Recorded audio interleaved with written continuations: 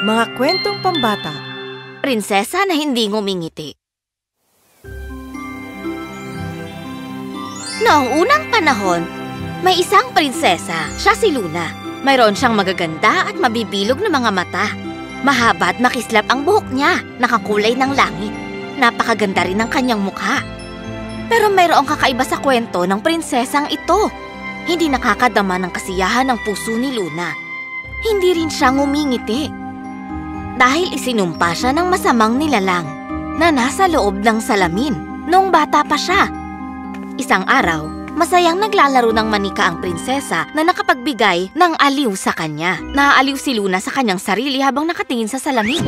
Ang munting bata na tulad mo ang gustong-gusto ko. Sobrang nagulat nang mangkukulam ang prinsesa. Sino ka? At anong kailangan mo? Kailangan ko ang bagay na ikinatutuwa mo. Ang laruan ko? Hindi yon, bata. Kailangan ko ang liwanag sa kwartong ito. Ang alahas ko? Hindi kita maintindihan. Umalis ka na, mangkukulam. Salbahe ka? Hindi ikaw ang liwanag dito at wala ka ring galang. Dahil sa takot at galit ni Luna, wala siyang galang na nakipag-usap sa mangkukulam. Kukunin ko sa'yo ang pinakamamahal mo, ang ngiti mo.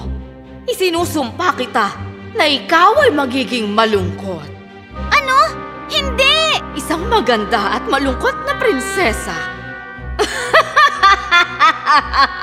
Magbabayad ka sa akin. Hindi!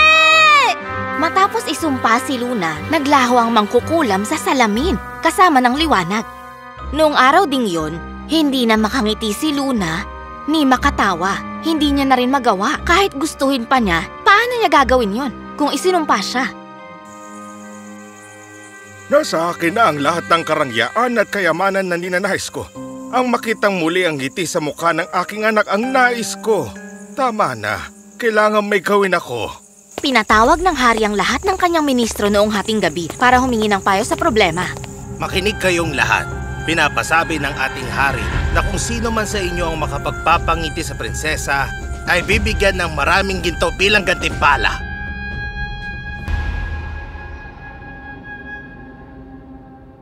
Isa yung napakasayang araw para sa mga tao.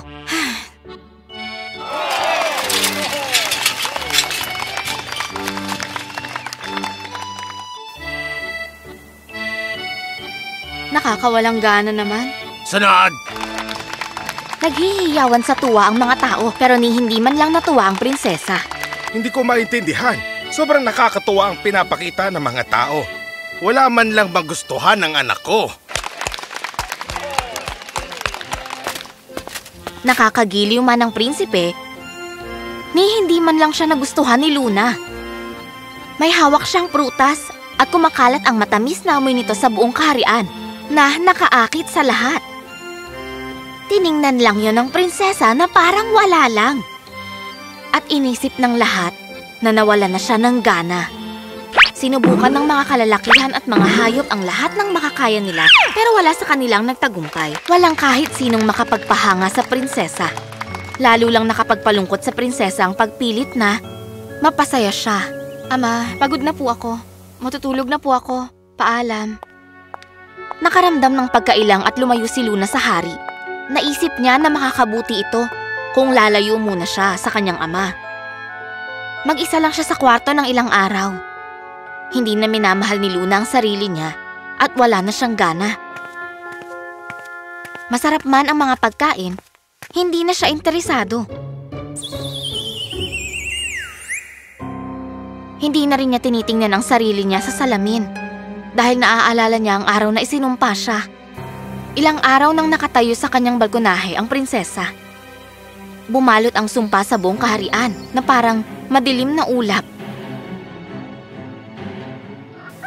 Sa tabi ng nayon na malayo sa kaharian, nakatira ang lalaking laging masaya kahit anong hirap ng buhay. Erwin, napakasipag mo namang magtrabaho. Eto, kunin mo ang mga gintong ito bilang gantimpala mo. Salamat po, Ginoo.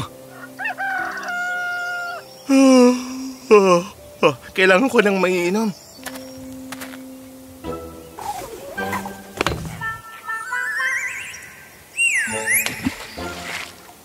Siguro para sa akin nga talaga yun.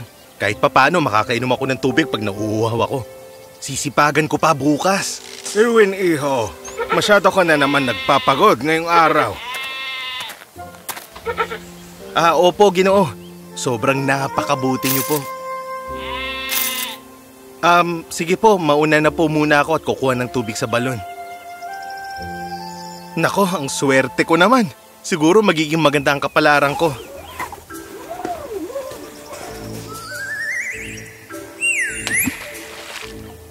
Dapat maging masaya ako lagi, magtrabaho ng maayos at magpasalamat sa lahat ng meron ako. Napakalupit ng mga sumunod na buwan. Nagkaroon ng tagutom sa buong nayon. Nanghina ang mga hayop sa bukid at namatay ang pananim. Pero mas nagsumika pa si Erwin kaysa dati at nagbunga ito ng masaganang mga prutas at gulay. Malusog at masaya naman ang mga hayop.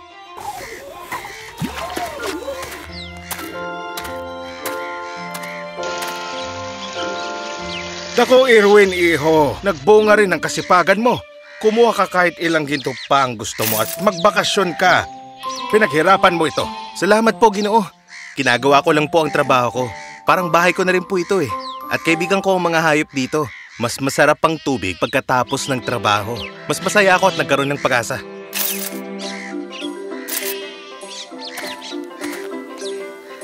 Ay, ang ganda ng balong ito.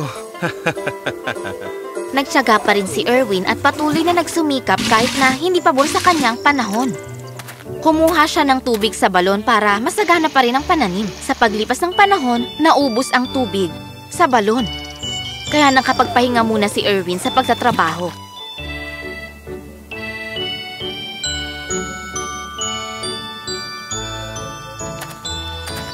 Ay nako, ngayon lang ako nakakita ng malalaking puno at ang ganda ng langit.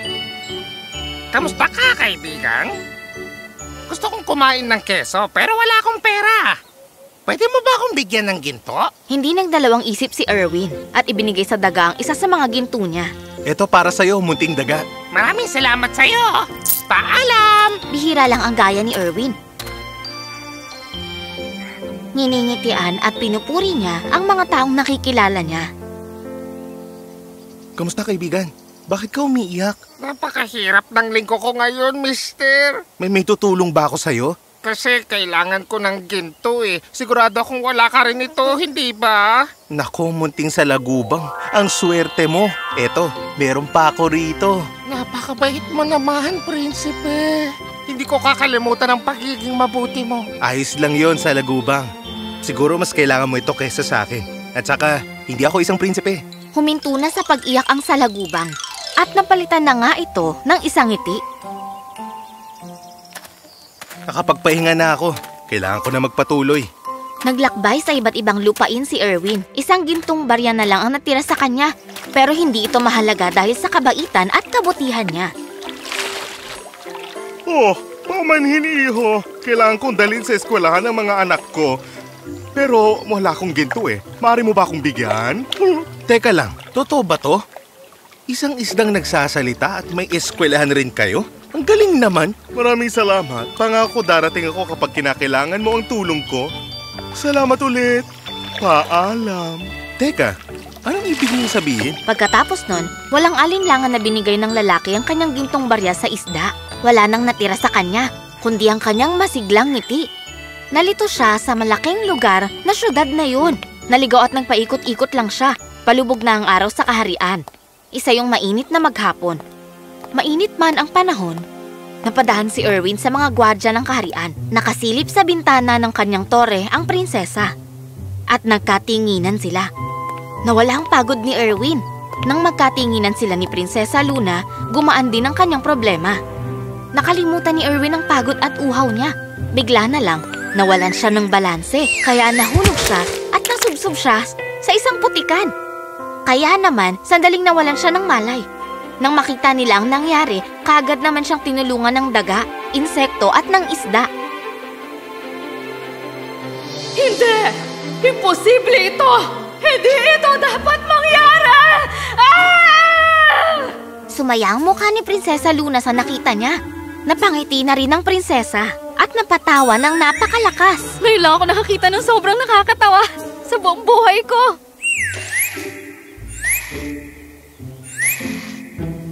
Teka, ang anak ko ba yun? Parang boses niya ang naririnig ko. Nasira ng malakas na pagtawa ng prinsesa ang madilim na sumpa. Nasira na rin ang tuluyan ng salamin. Hindi! Nakakatuwa rin kung minsan ang pag-ibig. Mabilis nitong nabubura ang isang madilim na sumpa. Napuno ng kulay, liwanag at kasiyahan ang mundo ni Luna. Ikinasaya ito ng hari. Ama, gusto ko pong imbitahan ng binatang yon sa ating palasyo. Pinatawan niya po ako at labis na pinangiti. Ha? Ano pang hinihintay niyo? Dalhin niyo na agad rito sa palasyo ang lalaki na yon. Ikaw, iho, nagawa mong pangitiin ang anak ko. Paari mong makuha ang mga ginto sa kahariang ito. At payag din ako magpakasal sa'yo. Kung gusto mo lang. Ilang araw din na magkausap at nagtatawanan ng prinsesa at si Erwin. Nag-aayos na muli ang prinsesa. Kumakain na rin siya. At muling natutong umiti. Makinig kayong lahat. Iniimbitahan kayo ng ating hari sa ingranding kasal ni Prinsesa Luna.